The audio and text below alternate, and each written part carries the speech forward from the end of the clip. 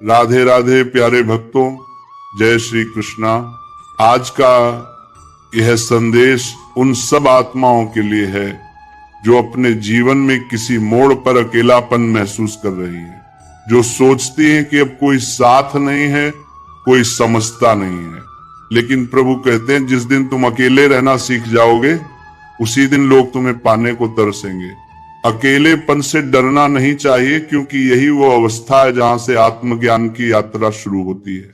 यही वह क्षण है जब मनुष्य बाहरी दुनिया से नहीं बल्कि अपने अंदर की दुनिया से जुड़ता है। जीवन में एक समय ऐसा आता है जब चारों ओर भीड़ होती है, शोर होता है, लोग होते हैं, पर मन खाली होता है।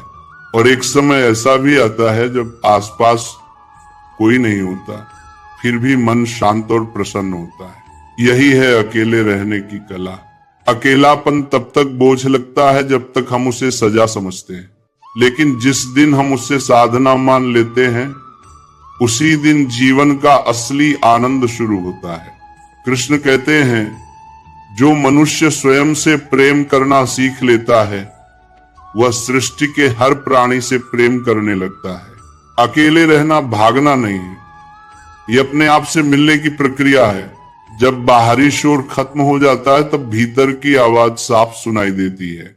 आज दुनिया बहुत व्यस्त है, हर कोई अपने स्वार्थ में बंधा है। तुम गिरे हो तो देखने वाले बहुत होंगे, पर उठाने वाला शायद कोई ना हो, क्योंकि लोग तुम्हारी तकलीफ नहीं तुम्हारा स्टेटस देखते हैं। लेकिन जब कोई साथ नहीं देता तब भगवान साथ देते हैं, और जब भगवान साथ देते हैं तब किसी और की जरूरत नहीं रहती। कृष्ण ने अर्जुन से कहा था, अर्जुन तू अकेला नहीं है, जब मैं तेरे साथ हूं तो तेरे खिलाफ कौन हो सकता है। कभी कभी ईश्वर हमें अकेला इसलिए करते हैं ताकि हम दूसरों पर नहीं उन पर भरोसा करना सीखें। वे सारे सहारे इसलिए हटा देते हैं ताकि हम समझ सकें कि असली सहारा तो वही है। अकेले रहना एक कला है, ये तुम्हें कमजोर नहीं बल्कि अटूट बनाता है। जब इंसान अकेला चलता है तो वह गिरना भी खुद सीखता है और उठना भी खुद। वह किसी पर निर्भर नहीं रहता। जो इंसान भीड़ में खुद को खो देता है वो अपनी पहचान नहीं बना पाता, लेकिन जो अकेला चलना सीख जाता है वह दुनिया में अपना रास्ता खुद बनाता है। अकेलापन भगवान का दिया हुआ वरदान है, ये तुम्हें आत्मनिर्भर बनाता है। ये सिखाता है कि संसार अस्थायी है पर आत्मा शाश्वत है। जो अकेलेपन में आनंद लेना सीख गया वह किसी भी परिस्थिति में दुखी नहीं रह सकता, क्योंकि उसकी शांति भीतर से आती है। कभी कभी भगवान तुम्हें भीड़ से अलग करते हैं ताकि तुम उनकी आवाज सुन सको। वे रिश्ते तोड़ते हैं ताकि तुम उनसे जुड़ सको। अकेले रहना मतलब खुद को भगवान के साथ जोड़ लेना। ये कोई खालीपन नहीं बल्कि पूर्णता है।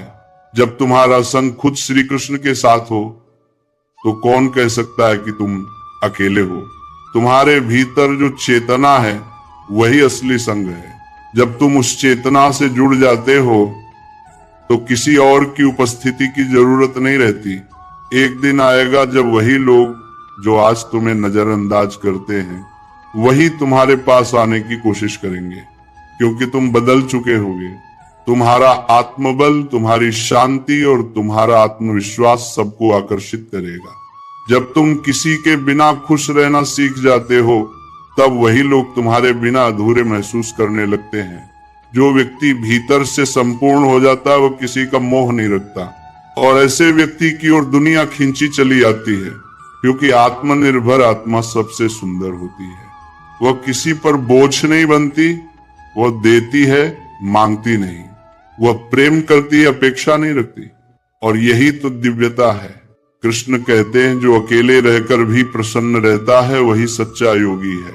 अकेले रहे हुए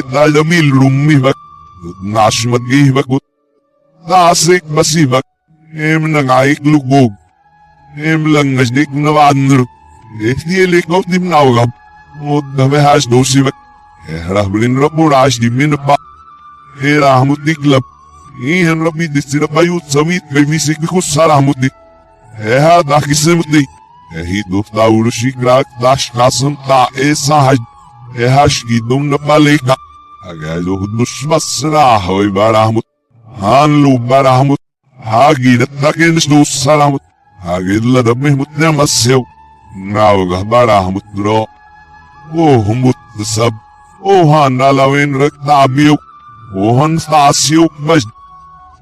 Hasdan ati basse. Masisnuk. Hasdan relilik garab game no vision moki sigla. Otap. Hadong hinat nakibagot. Dur sagan na. Haiglim mesuikoy. Itberin in amadibus kusira hamiuk mailiksu. Hadilaksu semok naw gamratihmen para gereli kait bebush. Hadal damrok ichirdaramut. Hadal uhlamuk gedr haramut. وبيل دوغي صاريف صدوق مدنيقوي وبيت قلين زما صدرات داغور سودمت هات انا بليش ندي مسلم دي اداج دي بس سورب هات انا بدو بدم متان هري ليك